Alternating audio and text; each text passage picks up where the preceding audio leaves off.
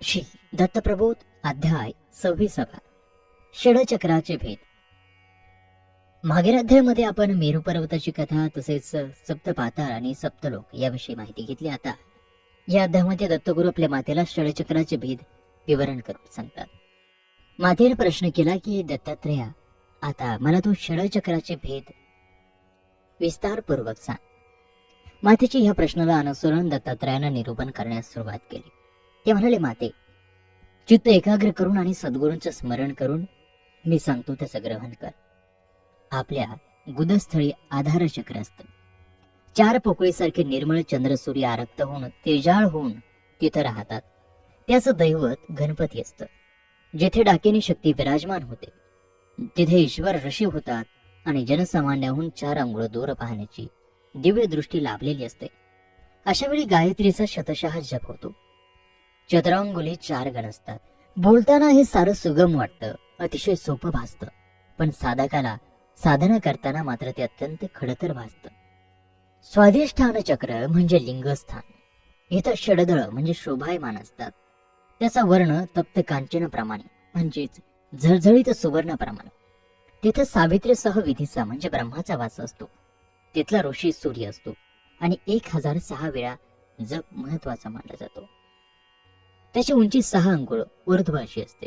6 पाकळ्यांच्या कमळाची इथं खूण असते. मणिपूर चक्र हे नाभी कमळाच्या ठाई बसलेलं असतं. त्याचा वर्ण असतो श्यामल. दशदल कमळ तिथं फुललेली असतात. 10 अंगुली त्याची उंची असते. 10 गुण तिथं बसलेले असतात. 4थं चक्र आहे अनाहत चक्र. ह्याचं स्थान असतं हृदयामध्ये. 12 दलांची कमल पुष्प इथं फुललेली असतात. यांचा वर्ण कर्पूर गव्र. इथं रुद्राचं अधिष्ठान उमेसहित रुद्राचा इथं वास. 12 अंगुली याचं प्रमाण.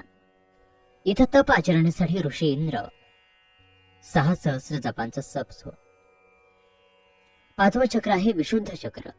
कंठ कमळ याचं स्थान. 16 विस्तीर्ण दलांची कमळ इथली शोभा. आणि 6वं चक्र आहे आज्ञा चक्र. ज्ञानी लोक ह्याचं महत्व जाणतात आणि याचं स्थानही ओळखतात. ह्याचं स्थान आहे भिवया.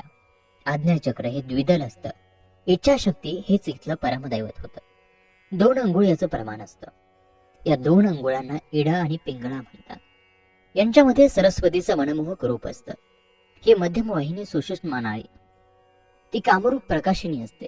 तिथं वायूही रमतो. माते, साधकाला साधना करून इथूनच मुक्ती मिळते.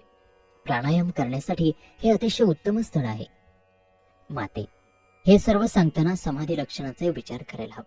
भ्रकुट स्थानी द्विदळाच्या द्विअंगुल असतात आणि 2 निर्मल मात्रा प्रबळ असतात. 2 गुण सुढाळ असतात. हंस ऋषी तप करतात. अंतर्बाह्य त्याचं तेज झगमगत असतं. 21 सहस्र वेळा जपलेला जप हा षडचक्रांना प्रमाण असतो. एकूण मात्रा 52 असतात. त्यातल्या 50 षडदळासाठी जातात. तळात 2 उरतात.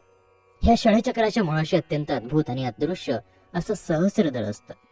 हे ब्रह्मारंध्राचं वास्तव्य स्थान असतं. कोटी भास्कराचं तेज आणि कोटी कोटी चंद्राचं तेज एकवटून ते सहस्रदळ परम तेजाळ बनलेलं असतं. त्याच्या स्वरूपाचे वर्णन करण्यासाठी सारी प्रतिभा पांगुळली तरीही शब्द पुरणार नाही. ह्या सहस्रदळातच ज्ञानशक्तीसह परमदेह गुरु राज्य करत असतो. उकार, आकार आणि मकार हे मिळून ओंकारही इथे रमतो. हाच तो प्रणव. इथूनच मात्रा प्रकार सुरू होतो. पण सद्गुरु वाचून या प्रणवाच्या मुळाशी जाता येत नाही. या प्रणव मुळाशी 2 मात्रा असतात. हा सारा 52चा खेळ असतो आणि हे सारं म्हणजे निखर ब्रह्म होय. हे सारं निरूपण ऐकून अनसूया म्हणाली, दत्तात्रेया, तुझ्या या निरूपणाने मी आज तृप्त झाले. साऱ्या भावना वासनामधून मुक्त झाले. माया मोह पाशांच्या पलीकडे गेले. काहीतरी अरूप ते मला दाखवलंस ते पाहण्याचा मी यत्न करेन. माझं पूर्वसंचित थोर म्हणून मी तुझ्या मुखातून हे सारं ऐकलं. मी धन्य झाले. आणि याच बरोबर श्री दत्तप्रबोध ग्रंथातील हा 26वा अध्याय या ठिकाणी समाप्त होत आहे.